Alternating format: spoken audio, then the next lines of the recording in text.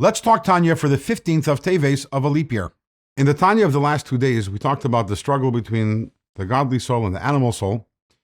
And we concluded yesterday by saying that in the struggle between these two entities, there are 3 possible outcomes. Today, we're going to start learning about the first outcome.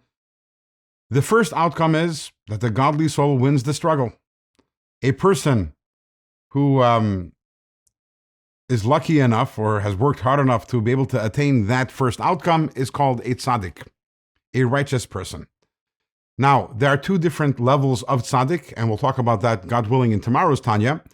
But the common denominator between both of them is that the godly soul has overpowered the animal soul to the point of rendering the animal soul useless. It has given it a knockout punch. And at this point, the only entity operating within the body is the godly soul.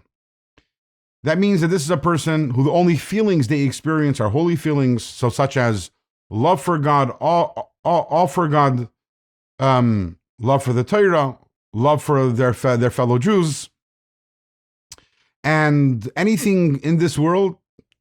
A tzaddik has a disdain and a revulsion for all physical pleasures if they're not there for the purpose of serving Hashem, of serving God.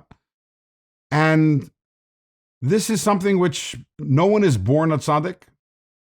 Every person is born with a godly soul and an animal soul, but a person who works very, very hard and is able to actually overpower the animal soul, this is a person who is living here in this world, lives in a state of spiritual bliss.